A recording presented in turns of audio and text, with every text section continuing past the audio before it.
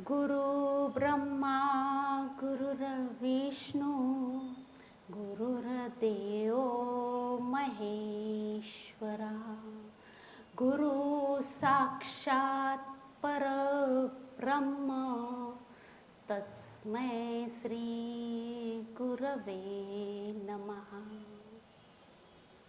सद्गुरु के चरणों में आत्मवंदन और सभी साधकों के चरणों में आत्मवंदन। आज दिनांक 5 दिसंबर ज्ञानेश्वरी जो मैं हिंदी में देने जा रही हूँ उसकी शुरुआत आज हम करने जा रहे हैं। 3 भाग में आज हम देखेंगे कि मुझे ही क्यों चुना गया और हिंदी में ही ज्ञानेश्वरी को क्यों देना है। दूसरा भाग हम देखेंगे कि भगवत गीता और ज्ञानेश्वरी में क्या इंटरलिंक है। और तीसरा भाग हम देखेंगे कि ये ज्ञानेश्वरी इस युग के लिए इसकी आवश्यकता है और अगर है तो लेने में क्या हर्ज है। अब हमारी जो परंपरा रही है वो आध्यात्मिक परंपरा, गुरु परंपरा, सद्गुरु परंपरा और विद्यावंश परंपरा रही है। विद्यावंश परंपरा में 2 मार्ग आते हैं, वो है कर्म मार्ग और भक्ति मार्ग। कर्म मार्ग यानी कर्मकांड मार्ग और भक्ति मार्ग। अब जैसे हम मानवीय काया में जो क्रियाएं होती है वो अपने इंद्रियों से होती है, उसमें कुछ प्रयोग किए जाते हैं, वो है कर्म मार्गी प्रयोग, भक्ति मार्गी प्रयोग और ज्ञान मार्गी प्रयोग। अब मैं मेरा कुछ इंट्रोडक्शन देना चाहूँगी कि मैं पैथोलॉजिस्ट हूँ, मैं कोई महाराज नहीं हूँ। और आपको ऐसा प्रश्न होगा कि मैं ही ज्ञानेश्वरी क्यों लेने जा रही, क्या अनुभव है मुझे ज्ञानेश्वरी का कि मैं ये ज्ञानेश्वरी लूँ। तो ये जो ज्ञानेश्वरी मैं लेने जा रही हूँ आज ये मेरे गुरु की आज्ञा है। वैसे हम देखते हैं कि कई शास्त्रों की जो किताबें रहती है, यानी इवन रामायण में हम देखते हैं कि रामायण का पाठ पढ़ के सुनाया जाता है। फिर जैसे भागवत कथा, भागवत का जो पाठ रहता है वो भी पढ़ के सुनाया जा सकता है, या कोई भी शास्त्र की किताब हो वो पढ़ के सुनाई जा सकती है। लेकिन ये जो ज्ञानेश्वरी जो ग्रंथ है वो खाली पढ़ने का ग्रंथ नहीं है, तो वो अनुभव लेने का ग्रंथ है। और ये जो मैंने इस ग्रंथ का मैंने अनुभव लिया है। अब जैसे मैं बचपन से ही मेरा जो प्रवास रहा है, यानी मेरा जन्म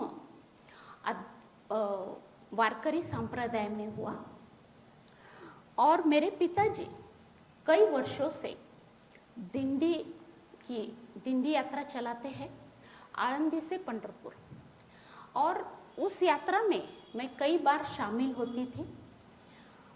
और मैंने यानी मेरा प्रवास ऐसा रहा है कि मैं हमेशा मेरे भगवान के सानिध्य में रही हूँ। शादी के बाद मेरी मुलाकात सद्गुरु से हुई और वो भी मेरे ससुर जी के रूप में, इसलिए मैं खुद को बहुत भाग्यशाली समझती हूँ। गए एक 18 से 20 साल तक मैं उनके सानिध्य में रही। मैंने उनके साथ साधना की। I started my spiritual journey last from 18 to 20 years और उनके साथ साधना की, ज्ञानेश्वरी का अभ्यास मैंने किया और फिर मैंने मेरा आध्यात्मिक यात्रा मैंने शुरुआत की। अब हमारी सद्गुरु परंपरा कैसी रही है उसके बारे में मैं बताना चाहूँगी। मेरे सद्गुरु एडवोकेट रामेश्वर जी सोमानी, ये जब फर्स्ट ईयर बीए फाइनल में फर्स्ट ईयर बीए में थे, तब उनकी मुलाकात बाप्पा साहेब ऋषि पाठक औरंगाबाद में हुई। गए यानी 1963 में उनकी मुलाकात बाप्पा साहेब ऋषि पाठक से हुई और उनका 30 साल तक उनका सानिध्य अपने सद्गुरु से रहा और उन्होंने उनके साथ साधना की और ज्ञानेश्वरी के हर एक योग का अनुभव उन्होंने लिया। उन्होंने उनका यानी वो जब छुट्टियां लगती थी तब वो घर पे नहीं आते थे। जब कॉलेज की छुट्टियां होती थी तब वो घर पे नहीं आते थे, तब वो सद्गुरु के पास जाते थे और उनके साथ वो साधना करते थे। ऐसा उनका बहुत कठिन तप रहा है, ऐसा तप जिससे यानी इतनी कठिन तपश्चर्या उन्होंने की है जिससे उन्होंने आळंदी में एक बड़ा योगधाम उन्होंने खड़ा किया। उन्होंने कई साधक के जीवन को बदल दिया। उन्होंने उनका जीवन बदल के यानी उनकी जो आध्यात्मिक यात्रा है उनकी तरफ वो साधक को लेके गए हैं। ऐसा उनका बड़ा तप रहा है। अब जो बाप्पा साहेब थे उनका यानी उनके जो सद्गुरु थे वो थे श्री हरि गोविंद मोदी, यानी हम उन्हें मोदी जी महाराज कहते हैं। मोदी जी महाराज की मुलाकात यानी बाप्पा साहेब से इंदौर में हुई और वो ऑफिसर थे। यानी हमारी ऐसा अगर हम देखें तो हमारी जो परंपरा रही है वो एक एजुकेटेड परंपरा रही है।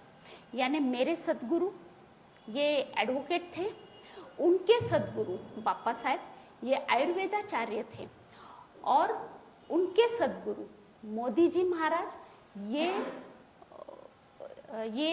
ग्रेजुएट थे, बड़े ऑफिसर थे। अब वो आकाश गमन करते थे। उनकी मुलाकात इंदौर में हुई। वो जब ऑफिस से आ रहे थे तब छाटिया ली यानी लंगोटी। तब उन्होंने बाप्पा साहेब को बुलाया, बच्चा इधर आ, ये छाटिया मुझे रंगवा दे। तो उन्होंने हाँ कहा, उन्होंने उस छाटियों को रंगवा दिया और बाप्पा साहेब मोदी जी महाराज ने वो छाटियों को अपने कंधे पे डाला और वो निकल पड़े। उनके पीछे पीछे बाप्पा साहेब भी निकले। उन्होंने देखा वो चलते चलते आकाश में उड़ गए, एकदम पंछी की तरह। वो देखते रह गए। उनको रोना आने लग गया। उन्होंने रोने की शुरुआत कर दी। क्यों? क्योंकि वो बोले अरे इतने सिद्ध पुरुष मुझे मिले लेकिन मैं उनको पहचान नहीं पाया और खाली उन्होंने सद्गुरु का सुना था, इस वजह से योग प्रकट हो गया। फिर ये जो थोड़ा सा मैं मोदी जी महाराज के बारे में बताना चाहूँगी। वो ऑफिसर थे, उन्होंने यानी वो संसारी थे। जब बच्चे छोटे थे तब उनके धर्म पत्नी का देहांत हो गया था। बच्चों का पालन पोषण करना, उनका संगोपन करना, खाना बनाना, ऑफिस में जाना, ये सब मोदी जी महाराज करते थे और रात में किचन में बैठ के वो साधना करते थे। 5-6 साल तक उन्होंने कड़ी तपस्या की। उनकी जो बेटी थी जब वो मुंबई से आई तब उसने बताया कि मेरे पिताजी सोते ही नहीं थे, रात में मैंने उनको कभी सोते हुए देखा ही नहीं। यानी इतनी कठिन साधना वो करते थे और इसलिए वो आकाश गमन करते थे। फिर जैसे ही मोदी जी महाराज ने फिर से उनकी मुलाकात बनारस काशी में बाप्पा साहेब से हुई बाप्पा साहेब उनके साधना में गए। 6 महीने तक उन्होंने उनके साथ साधना में रहे। तब तो मिलना होता नहीं था, तब पत्रों के द्वारा उन्होंने बाप्पा साहेब को पूरा किया। और एक पत्र में उन्होंने लिखा कि ज्ञानेश्वरी का अब उदय काल होने वाला है और अभी आप महाराष्ट्र में जाए, क्योंकि भारत ये विश्व का गुरु होने वाला है। तो आप महाराष्ट्र में जाए, वहाँ पे कुछ बच्चे आएंगे। देखो, उन्होंने पहले ही सैटेलाइट पे देख लिया था कि कुछ बच्चे आपके पास आएंगे और उनको आपने पूरा करना है, ये योग सामर्थ्य उनको देना है। बाप्पा साहेब महाराष्ट्र में आए और उनके पास ये जो 4 शिष्य गए, वो थे एडवोकेट रामेश्वर जी सोमानी, ये मेरे सदगुरु, शेखर दादा गाडगीळ पुणे, राम कुमार राठौड़ ये औरंगाबाद, और भगवती ताई ये अब नहीं रहे हैं। ये 4 शिष्य ये उनके पास गए और उन्होंने ये चारों शिष्य को तैयार किया। अब जो आता है कि ये यानी मैंने क्यों लेना है, फिर यानी मैंने क्यों लेना है, अब हम देखेंगे कि ये जो प्रचार प्रसार का कार्य ये मेरे सदगुरु रामेश्वर जी सोमानी सर के ऊपर आया। बाप्पा साहेब इन्होंने 6 महीने पहले की ही तारीख दी थी कि 6 महीने के बाद मैं समाधि ले लूँगा।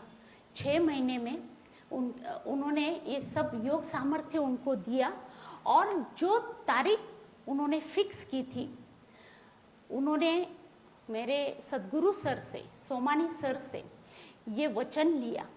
उन्होंने वचन दिया कि मैं ये कार्य पूरा करूँगा, प्रचार प्रसार का कार्य मैं करूँगा। तब बाप्पा साहेब ने समाधि ली।